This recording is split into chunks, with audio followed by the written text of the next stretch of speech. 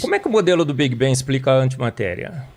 O sumiço da antimatéria. Tem o problema da antimatéria, sim. Problema? Olha, o modelo tem um problema imenso, porque metade do universo sumiu, não sumiu? Porque toda vez que você pega energia e transforma em matéria, você tem prótons e antiprótons, elétrons e antielétrons, nêutrons e antinêutrons. Ou simplesmente o problema, a explicação da assimetria não me convence. Metade do universo simplesmente sumiu. O modelo previa que galáxias com Z maior que 10 devia ser muito pouca. A gente está fazendo os cálculos, aí tem 100 mil vezes mais galáxias. As protogaláxias deviam estar se fundindo. Tá falando da densidade de galáxias. Fala assim, não, tá bom, elas são pequenininhas, tá vendo? Acertou, é pequenininha. Mas em que momento, então, da história do universo elas se fundiram? Porque a gente tem foto até aquele momento, não tem? Tem todo o universo investigado. Então não temos as fusões? Cadê as fusões das protogaláxias em galáxias? Os elementos primordiais, veja só, o lítio é muito mais baixo do que o modelo previu, certo? Não deveria ter metalicidade nessas galáxias. E aí a gente tem aqui, você tem todas as emissões de nitrogênio, oxigênio, os elementos mais pesados estão lá. Então foi-se a nucleossíntese do modelo. Gerações após gerações de galáxias que deveriam, de estrelas explodindo, as supernovas, que deveriam ter formado esses elementos mais pesados. E eles já estão lá no início do universo. As estrelas de população 1 têm... Não tem. População 3 que você está falando. População 3, que só deveriam ter hidrogênio e hélio, nunca se achou. É outro saci pererê da ciência. Todo mundo sabe que essas estrelas de população 3 existem, mas ninguém nunca viu. Mas mas a população 3, o nome que recebe é hipótese. Exatamente. Ué, mas em qual lugar vocês estão achando... Peraí, Felipe, peraí. É por isso que eu não acho que o Big Bang é essa Brastemp que a gente está anunciando para o mundo, certo? Mas eu queria saber quem anuncia essa Brastemp. Isso que eu queria saber. Foi o Mitch Caco que disse isso? Eu queria saber. Sérgio, no programa eu de acho que você anunciou, você falou que vai ter que mudar 10 dos seus programas aí, que já estava tudo errado, mas não sabe por quê, cara? Porque a ciência, galera, tem um negócio que é maravilhoso. Sabe qual que é? Você faz um equipamento novo e descobre coisa que você, às vezes você descobre que o seu modelo está errado, que você tem que abandonar seu modelo, não é? E às vezes você pode atualizar seu modelo. Por isso que eu acho... Não dá para refutar. Por isso que eu acho que o James Webb e o Big Bang foram a pá de cal para derrubar o modelo. A gente está sem modelo. O universo é estacionário? Não, eu acho que o universo foi feito pronto há pouco tempo, ele é jovem, porque senão ele estaria totalmente desgastado hoje. Pô, tem estrela... Me dá uma previsão dele. Tem galáxia espiral lá dentro, com os buracos negros supermassivos, que, segundo o modelo, eram bilhões de anos para formar. Essas galáxias já estariam extremamente envelhecidas hoje. Que modelo é esse, cara? Então, não. Aqui nós estamos confundindo aqui várias coisas, cara. Vamos com calma. Primeira coisa que tem que explicar pra Adalto. Vamos deixar o Adalto colocar também mais lenha na fogueira e depois a gente volta aqui. Vamos lá, Adalto, contigo. Legal. É o seguinte, deixa eu só esclarecer aqui, eu acho que tem bastante gente nos assistindo e tem um pouquinho de dificuldade de entender esse negócio, calcular distância e tudo mais. Deixa eu colocar da seguinte forma, quando você pega, por exemplo, elementos químicos e você os aquece uma temperatura muito alta, acima de 10 mil graus Celsius, eles começam a emitir luz, tá? Quase que eu coloquei mais um real aí na nossa coisinha. Eles vão emitindo luz. Só que cada elemento químico, ele apenas emite certas frequências específicas, ou, se você preferir, certos comprimentos de ondas específicos.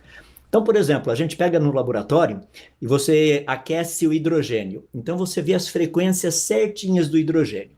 Daí a gente olha para uma galáxia, essas galáxias bem distantes, e o que você vê ali?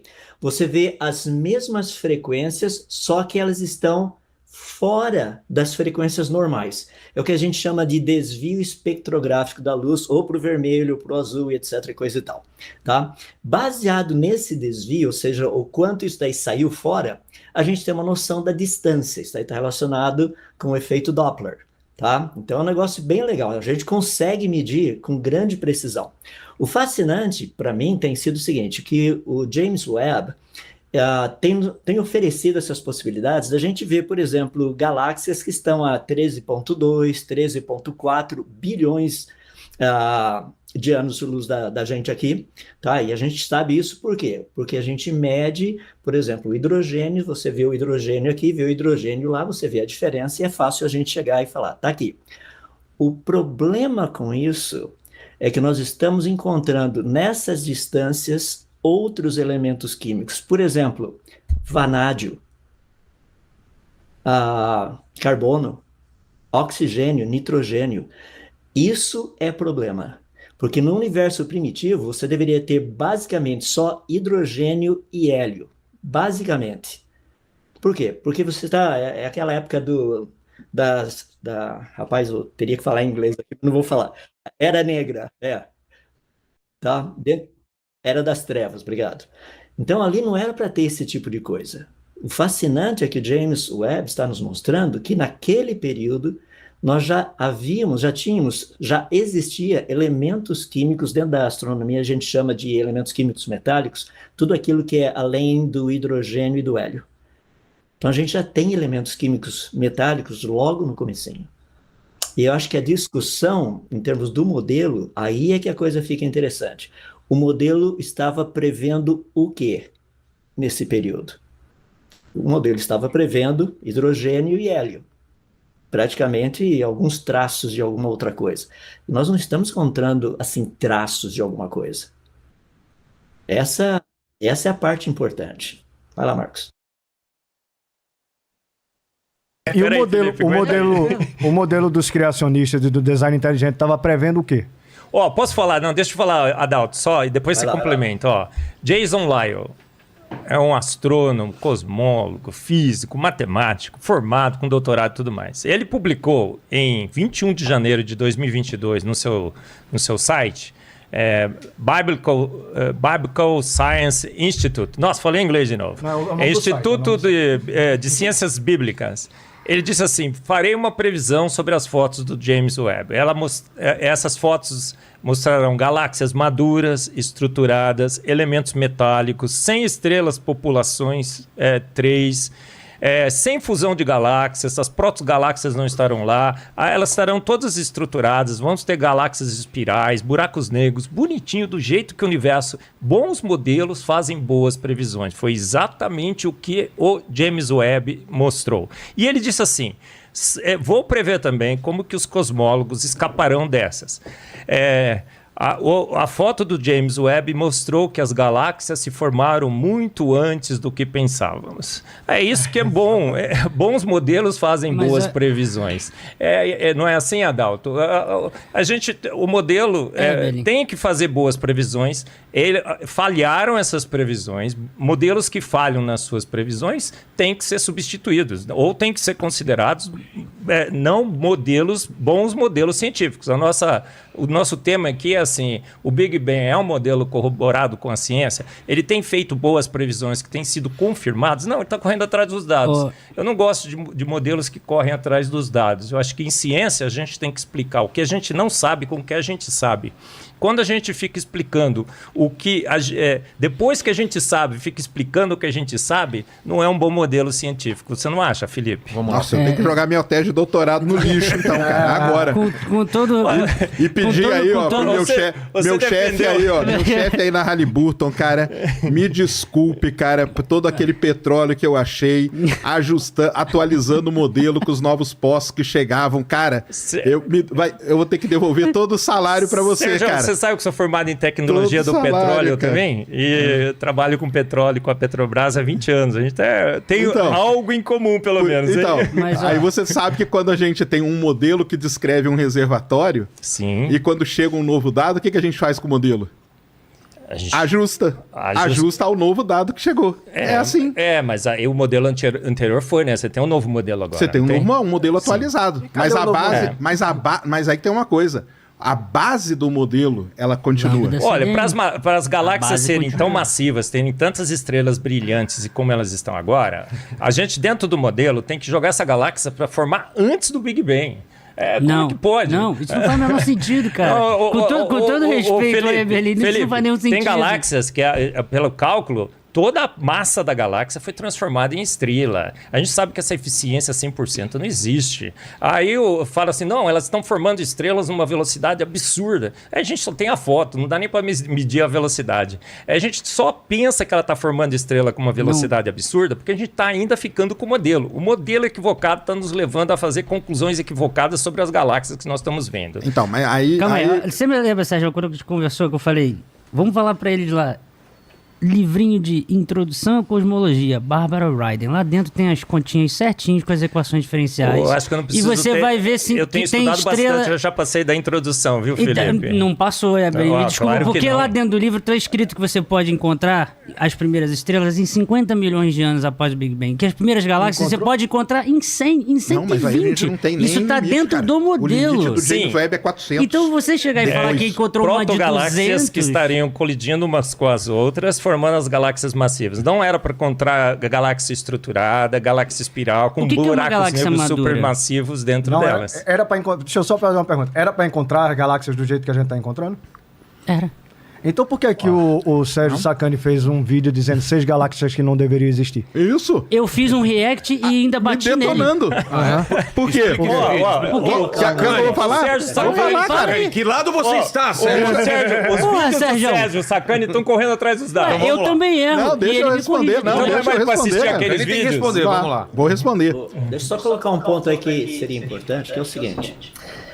O que nós estamos observando é que essas galáxias, logo no início, elas já tinham uma quantidade de elementos químicos pesados, ou seja, metálicos, como a gente chama na astronomia. Se há 13, pontinhos bilhões de anos as galáxias já tinham essa estrutura, hoje nós não estaríamos aqui mais. O universo já teria morrido. Não tem como.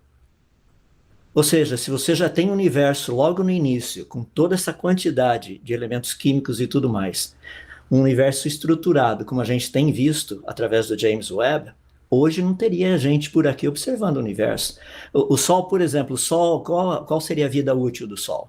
A gente está falando de 9 bilhões de anos, 10 bilhões de anos. A gente está mais ou menos ali naquilo que é chamado de meia-vida dele. Ou seja, daqui 4,5 bilhões de anos não vai ter mais Sol por aqui. Por quê? Porque, literalmente, com essa quantidade de elementos químicos que ele possui, hoje ele vai morrer. Ou seja, se no começo do universo a gente já tem encontrado essa quantidade de elementos químicos pesados lá, seria muito difícil a gente imaginar um universo existindo 13 bilhões de anos depois. Isso não faz sentido. É você pegar, por exemplo, um negócio logo no início já com toda uma estrutura montada e achar que esse negócio vai durar para sempre. E deixa eu colocar da seguinte forma, eu tenho estudado principalmente essa parte de colisão de galáxias. Rapaz, me desculpa, mas pega 2 carros, pega 2 Fiat 147, bate de frente um com o outro e vê se vai virar uma Maserati. Entende? Não faz sentido explosão, rapaz. Comparando uma nuvem de gás que não tá nem na CNTPs, lá no espaço com 2 Fiat, é sério, cara? Não, ele tá comparando galáxias. Bom, eu tô colocando, o que eu estou comparando... Tá, 2 galáxias com 2... É sério isso? As condições são as mesmas? O que eu estou comparando é o seguinte, quando você tem uma mega colisão como essa, a possibilidade de você ter elementos químicos muito mais pesados é muito maior. Não menor. Galáxias? Quando você colide galáxias, o que vai acontecer? O número de elementos químicos pesados vai aumentar.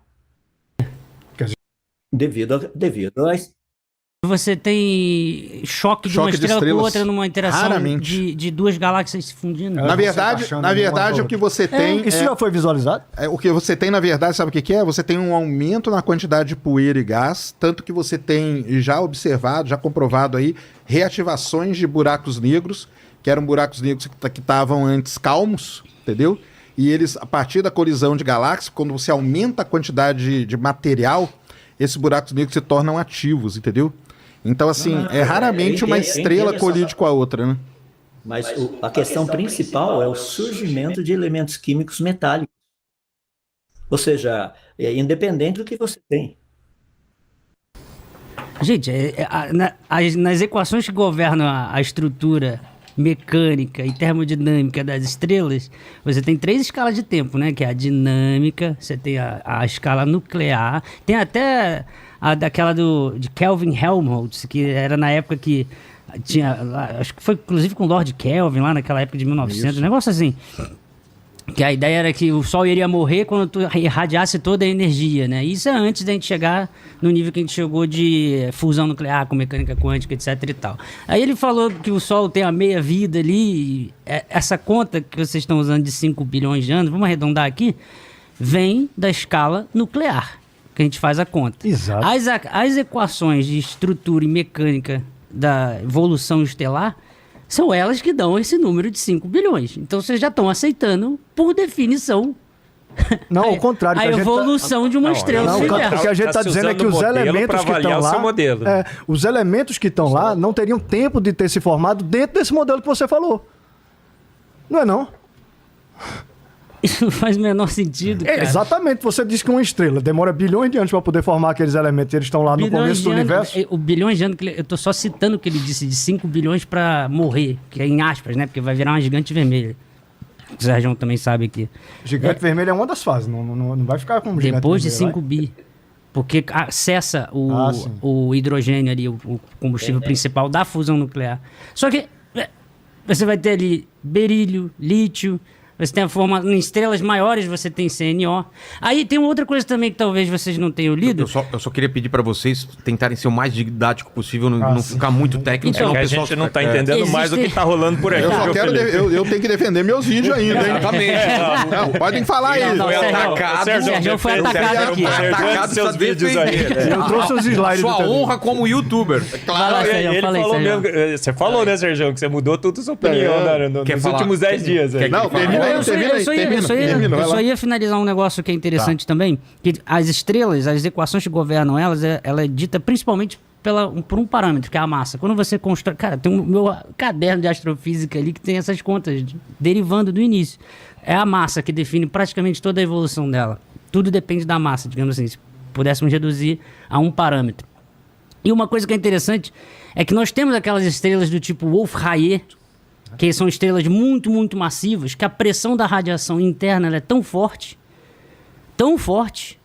que você joga ventos estelares para fora e vai levando um pouco, vai, mas considere estatisticamente um número de estrelas, vai levando para fora, no meio interestelar, os elementos químicos ali de carbono, nitrogênio e oxigênio, antes de explodir supernova. Vai ser em menor escala? Vai ser em menor escala, mas também vai ter digamos assim, a metalicidade aumentando ali no meio interestelar através disso.